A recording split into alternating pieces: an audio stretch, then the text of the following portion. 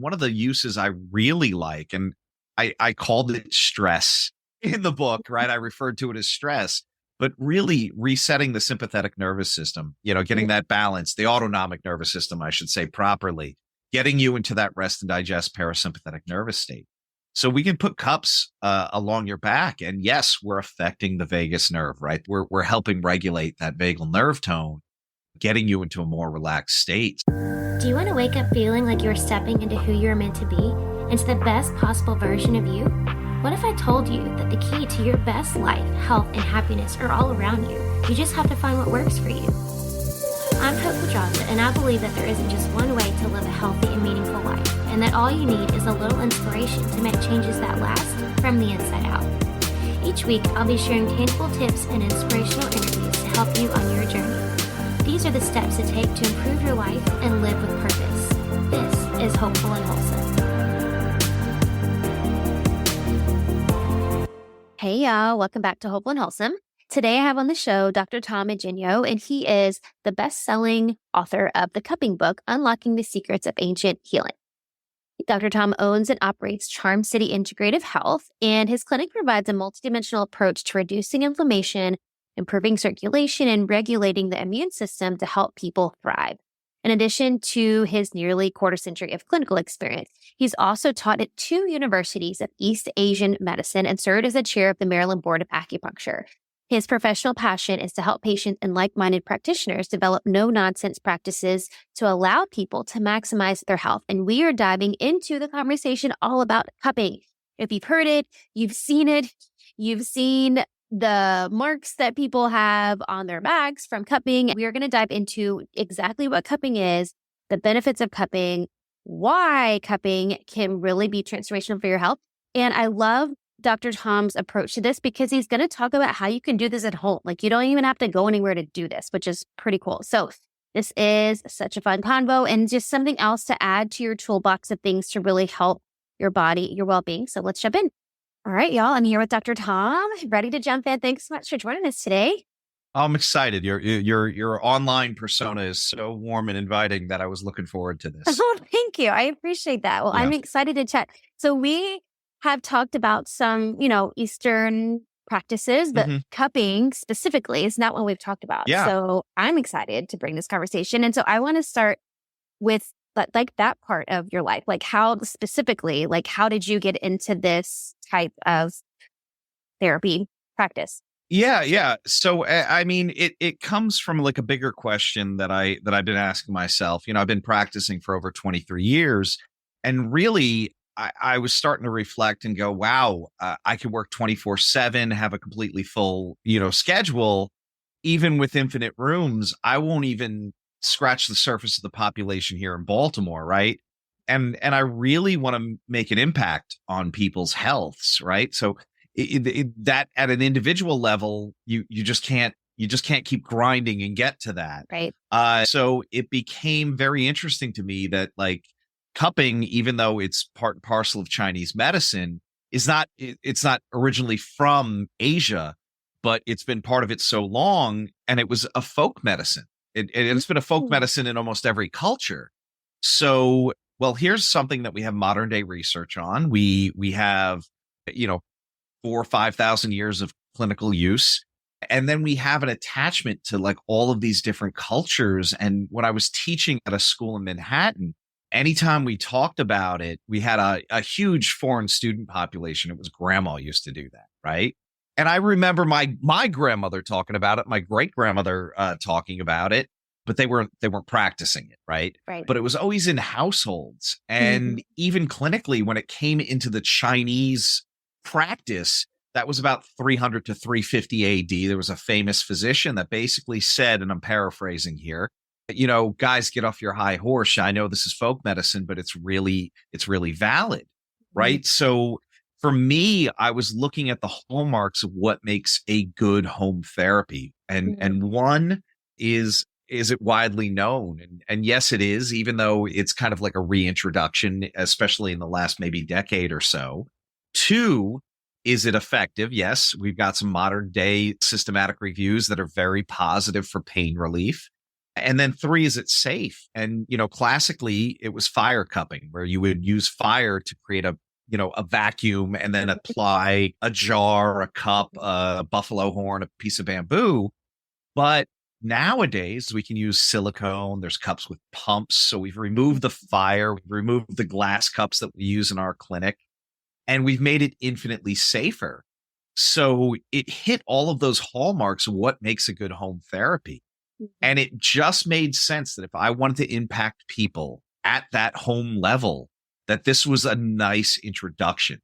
The book I wrote on it, it's 131 pages long. I kept having the publisher going, well, it's not a long book. And my male ego is like, what do you mean it's not long? And I was getting all offended. Like, when I said everything I needed to say, it's a fine length, but really I wanted it to be a conversation that you would have. I wanted you to be able to pick up the book and read it and go, all right, I got it. I didn't want to under-explain anything. I didn't want to over-talk people. I didn't want to make it too medical. Right. I wanted to say, if grandma told you how to do this, what would she have said? Right.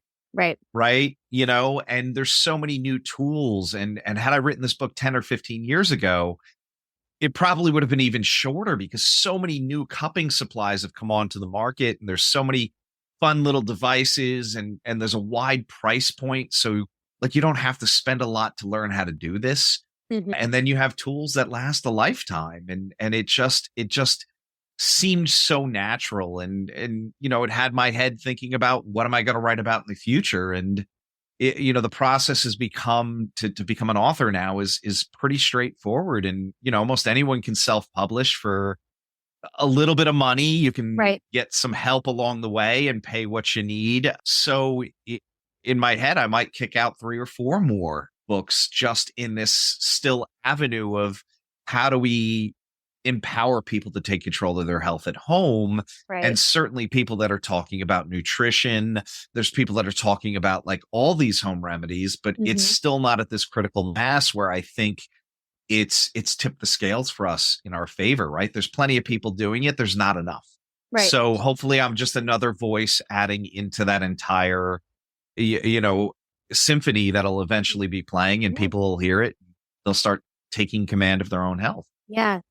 No, I love that I want to get to that, the at-home part, because that's the best. It's the most scalable way to do it. Like you said, your goal to scale it. That's the most scalable way. So, okay, before we get too deep in the conversation, can you, for those who don't know, can you explain what cupping is, since we've been talking about it? Yeah. I always put the cart in front of the horse there. But cupping is a way of relieving pain and getting more circulation to tissue by using a cup, and sometimes drinking cups are used, but anything that's shaped like that you can create a vacuum in, and applying that to the surface of the skin. Now, the procedure itself sucks the skin up into the cup and creates some space between the skin and the fascia and the muscle, and fresh blood infuses that area. Because of this closed system, that your body is relatively a closed system. And that fresh blood, not only does it move out older blood that's slightly stagnant, that might have less oxygen, less nutrients, but might have some metabolic waste and some inflammatory markers in it. But behind that, this fresh, vibrant blood with nutrients and oxygen and antibodies and everything your body needs to repair itself behind it. So you're triggering your body to do a response that it does on its own, but you're aiding it and increasing that. Right. So what would be some of we'll start with the physical pieces. I know I used to do cupping all the time. And it's so funny, because when this popped into my inbox about having you on the show, I was like, I feel like this is a sign from the universe. I need to get back into my regular cupping routine, because I used to do it all the time.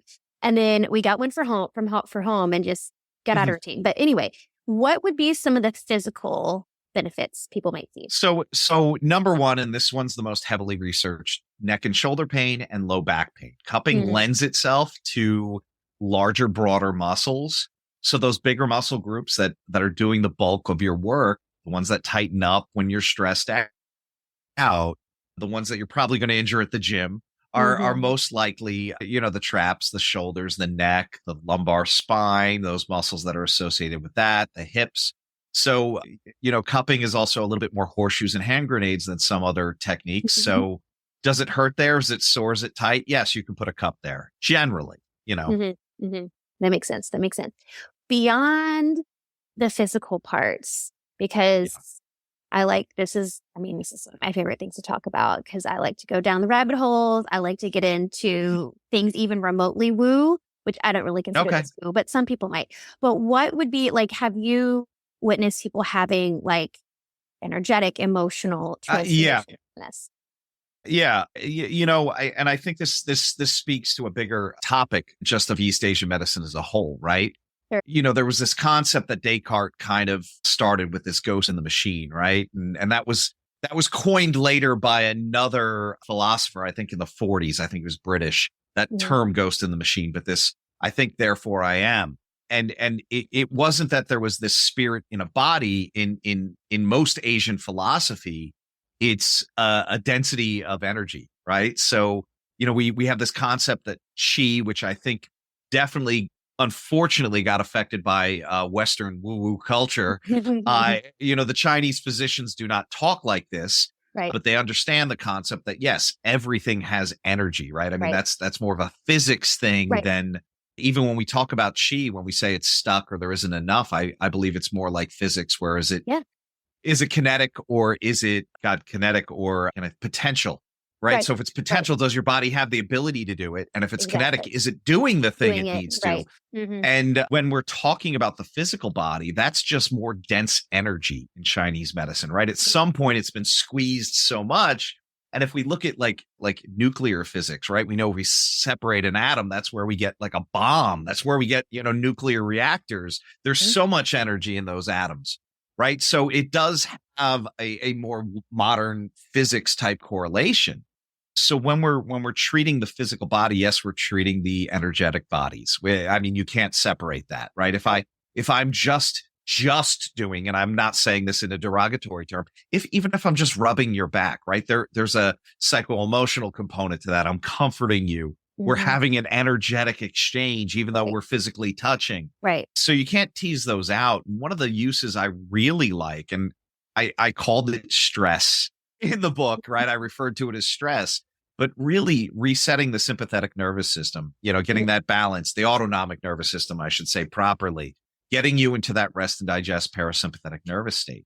So we can put cups along your back, and yes, we're affecting the vagus nerve, right? Those are buzzwords now, right? But within that, we're helping regulate that vagal nerve tone, getting you into a more relaxed state. So we might be putting the cups on, even starting for something like respiratory health or digestion, and 5 or 10 minutes, go by, and you're like, wow, I think I went out there.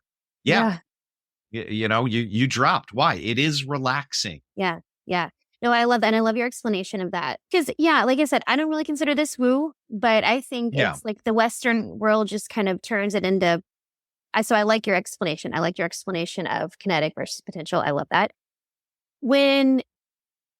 So we can do the cupping at home. And are there things like to look out for? Are there what are kind of your best practices? We're doing So the book itself covers like all the different types of cups because there's so many on the market now that you have to choose from. But the general guidelines, the general things we want to be cautious of, right?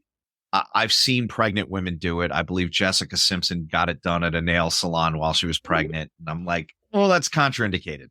And it's not that it's dangerous. It's just we have no data on it. And certainly it's unethical to experiment on a pregnant woman. Right. Go figure. Science has more morals than politicians. But let's not go there. But within that, right, where we're seeing things like blood disorders, right? So if somebody's a true hemophiliac, cupping's probably not their modality. And I would use caution in people that are on blood thinners. Doesn't mean no, but maybe defer to your primary care before you start trying that. Open wounds, we don't want to cup over open wounds. And then, deep vein thrombosis. So people have these large, they look like superficial pipes on their legs normally. We wouldn't cup over that. Other than that, it can be toned down to be pretty mild. So you can always try it out. And if you don't like it, okay, great. That's not a reason to use it then. If you're adverse to the sensation, then it's just not for you. Yeah. But other than that, it all came from folk medicine. So it was used for a lot of things. Now we know what it's good at. And that's still quite a few conditions. And it's really accessible for people. I wouldn't say to do it on infants, even though I always reference Godfather 2 when Fredo's a baby and he, Nona comes over with like the old school, like little wine glass and puts it on his chest. I wouldn't do it on infants because they can't give you feedback. But if you have a child that is verbal, like, they're 2, 3, oh, is that too much? No, it feels good or it doesn't. You could probably do it on them too. And there's no age limit here, on the upper end. Yeah. Yeah. That's amazing. So what would be some of the long-term benefits? Like, okay, let me ask you this first. If you're going to start like a cupping practice, is this something like what's the frequency that's recommended here? So this is really where we have some variability too, based on the person that's getting it done. If you're using it for something just for stress or to get over a cold, it might be a short like duration. I just need to get through this period. Normally, we don't want to cup the same area if there's still marks there. So you let those clear up. Now, depending on the person's vasculature, depending on how well their body cleans up itself, because those circle marks, which we call bruises, if we want to be real nerdy, it's technically not a bruise. It's ecchymosis, not a hematoma. Still broken capillaries. Yes. But within that, it's a fancy way to say a hickey. Within that, really, it's exactly the same method of action, right? Totally. You created a negative pressure. Suction. It sucked. Yeah. It sucked the capillaries till they broke. Yeah. So certain people are going to bruise easier than others. Right. Depending on how much circulation you have, the darkness might be there, it might not. That's okay. As long as you're separating the tissue, you're giving an increased circulation, you're getting a good response. But, a week to 2 weeks is what I've seen with some of these bruises, depending on how severe they are. And on some people, it might be a day or two. It comes down to a bunch of factors, but you're going to give that time for that body to heal before you would cup right there again. You can do things near that and, work your way out or into a smaller area, depending on how you lay out the cups the first time. For people with chronic conditions, it might be once a week. Might be once every week and a half when those bruises close up. For people that are just getting over a cold, you might do it once during that cold session and then lean on other things, soups, hot blankets, those kind of things. Right. But it's different depending on what you're trying to treat. And it should be relatively intuitive. That's another reason why the book is so short. Where do you feel like it should go? Okay, that makes sense. Right. Yeah. No, that makes sense. So is it true? I've heard this before and I want to know if this is true. Is it true that the longer your bruises or hickeys, whichever word we want to use, takes to heal, that's like you have more like congestion in that area? Is that true? So that is a favorite Pinterest chart that floats around on the internet. And it's literally the rhetoric they teach us at school, right? There's a lot of reasons why those marks might be darker. Michael Phelps, I'll thank him because the day after he swam that first time in 2016, the local news was in my office filming a piece on cupping. And they're like, why was his bruises so dark? And I'm like, he jumped out of the water, blood is still pumping, and his athletic trainer threw cups right on him. So of course it filled up with blood. So yes, that is one explanation. It is a valid explanation that there's more stagnation or blood stasis and these are not, no, the blood always moves. This is a Chinese concept that means something different than the words that we're saying. It's just that we don't have an allegory in the West here. Yes, the blood is always moving. Some areas that don't get the best circulation, especially the microcirculatory system, which is going to be those capillaries and microcapillaries. So it can mean that if somebody isn't getting a lot of good circulation. On the other hand, if somebody is a cardiovascular expert, right? They're running all the time. They're moving their bodies a lot. They might have a lot of blood pumping through their body and you put that cup on and you cause a really dark mark. So it doesn't necessarily mean that there's stagnation. Gotcha. It is a possibility. When I was teaching, we always had these issues where whatever the class was before, people would come in and say, oh, I have this pattern. And it's like, no, you've got one symptom of that pattern, right? So we don't hang our full diagnoses in East Asian medicine on one symptom. Right. We still fall into that pattern because it's easy, Right. but we shouldn't. So it could mean that. It doesn't necessarily mean that. In the book, I explain that too. And God forbid there's another acupuncturist or East Asian medicine practitioner. They'll probably send you some hate mail. You can forward it right to me. I'll fight with it. Hey, I am all for different opinions on things, but what you're saying makes sense though. It's been the case for anything, right? It's never just one thing. Yeah. So I totally see what you're saying. Okay. So going back to what I was going to ask you, what are some of the long-term benefits of doing this regularly? So what you should see now, I said that whole piece, and I'm going to say what you'll see is when you keep cupping that area, it may not come up as dark, right? Right. So lasting pain relief, lasting chest openness, right? So you don't have that congestion anymore. Improved digestion is another reason we use them on the abdomen and on the low back over the backside of the intestines. So hopefully you're going to see long-term improvement, whatever you're using it. Even stress management, right? Yeah. Oh, you might notice that the next time you do cupping, cups went on and I fell asleep much quicker, right? And that keeps improving, right? And that plays with the autonomic nervous system too, where you have more circulation going through your body, and that triggers your body goes, oh, I must be relaxed. These blood vessels are open. And it triggers all the other of that response, deeper, slower breathing, slower heart rate, more blood flow to the intestines, right? So you're playing with this, toggle. I'm stressed, I'm not, but you get all of that anytime you move your body into any of that rest and digest. And that's why breath work works, So it's all these amazing things that I'm just picking one response and playing with that, and I'm triggering all the others. Yeah. No, I love that. I love this. This is such a good tool. I feel like when it first was like really popular, it wasn't as accessible as it is now. Like we're just saying, you can do it at home, and I just feel like over the years, it's just gotten more accessible, where it can be this at-home thing. Yeah, that you can do. It doesn't have to be like overcomplicated, or you have to find somebody special, someplace, whatever, that does it.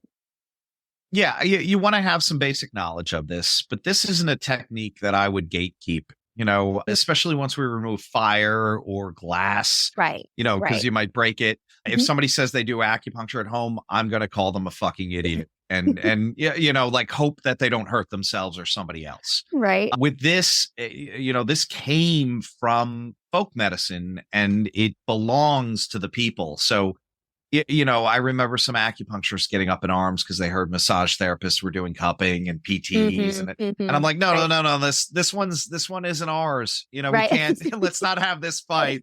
This we took this too. We just did it earlier than them, but a few thousand years before everyone else. But it's still, the foundation of this is lost to time. Our oldest textbook that we have reference to comes from Egypt, but if they were able to write a significant volume on cupping, chances are it was around a lot longer than that. That's crazy. This one has been. Do you think this one has been a practice that's been around the longest, like historically? So chances are, let's physical touch, massage, body work, whatever you want to call it, was probably one of the first. Okay. Right. Yeah. I mean, that just makes sense, right? Before we were using tools, we were using our hands. Our body, yeah. Things like moxibustion, which is a technique we do in acupuncture. We burn an herb on or near the skin, predates acupuncture because we needed to be able to work with metal or tools. We had to have fire to do that. So we were doing some kind of heat therapy, even if it was just as simple as like that shoulder hurts, sit near the fire with your shoulder facing that. Right. But cupping, other than having fire and having a vessel that you can create a vacuum with, you didn't need much more. So it was probably one of the earliest. And this is not me with an anthropology degree. This just kind of, this just kind of makes sense, know? Yeah. So it was probably one of the earlier techniques. Now, I will say in that text that the Egyptians wrote in 1515 BC, they also talked about nose reconstruction after injuries. So it wasn't a light text. It was a medical surgical text as well. Yeah. And the depth of knowledge. I mean, if you look at that from the degloved nose and the reconstruction of the nose, yes, The tools that we're using today are much more refined, but the procedure itself looks like what we would do in a modern surgical ward, which is like mind blowing, right? We go, oh my God, Yeah. they were primitive. And you're like, no, they weren't primitive. They They built the weren't. pyramids. Right. Exactly. You know, like, Exactly. we're still like, how did they do that? It must be aliens. And it's like, no, they sat around and thought about things. You know, so it's and that's another reason why I wrote this book. It's like, let's honor this tradition that like Right. is not just snake oil, you know? Right. So if this technique is still exists and still used and has modern research, what else is out there? And there's a lot. There's Yeah. so much. Yeah, for sure. Absolutely. So we've mentioned your book a handful of times. I have one more question I Yeah. ask you. Can you let everybody know where they can find your book and how they can get started with their own cupping practice? Cupping, yeah. So thecuppingbook.com, I literally called it the Cupping Book, Unlocking the Perfect. Secrets of Ancient Healing. We'll take you to the landing page for that. My website, charmcityintegrative.com. If people want to book me for lectures or come out and have me teach a class, I'm more than happy to do that. But charmcityintegrative.com also talks about all the other services we have. It's about my clinic here in Baltimore. But the book is available on every online retailer. If you don't want to support Amazon, I totally get that. It's on like 12 other sites. Here you go. So it should be pretty like available everywhere. Yeah. If you do decide to go with Amazon, if you throw that book in your basket, you'll see a bunch of suggestions for cups. You can go ahead and look around and see what fits your budget, and kind of like if you read the book first and go back in order, you'll learn the differences of all the different types. This is the other thing, right? The book isn't too expensive. The cups, $20 will get you a great set. Mhm. So, you know, for about $50, you're all in, and you have That's it. a new knowledge base and tools that'll last you a lifetime if you keep them Yeah. clean. And yeah. Yeah, I love that. It's, again, so accessible. Who knew? Okay, I love Yeah. this. Okay, I have one more question I want to ask you that I like to ask everybody. What do you think Sure. is the most important thing you can do to live with purpose? Whew. I'm going to give you my canned response. That's not exactly the same question. I think meditation. And I'm saying that for so many reasons. I've been trying to meditate since 1994. I say it like that because it's a practice, but I've been consistent for over 5.5 years now, without missing a day. I'm still insane, but this makes me tolerable. It makes me manageable, and it allows me to come back down to a baseline where I can go, no, I don't think this is in line with my purpose. Yeah, I'll still scream and yell and lose my shit, but that coming back down and going, oh, I didn't handle that well, or how do I, you know, make myself align with what my goals are and what I Right. think my purpose is. You know, I'm almost 50 now. Hopefully one day I'll figure that out. But, you know, I do think meditation gives you the space for all that. Wayne Dwyer Yep. used to talk about the space in between, I love right? that So there. I Yes. like that. Yeah. hmm Love that. I agree. I think it's one of the most underestimated tools to change your life. So I'm on board with that. So I love that answer. And even cheaper than cupping. You don't even need Absolutely. tools. It's true.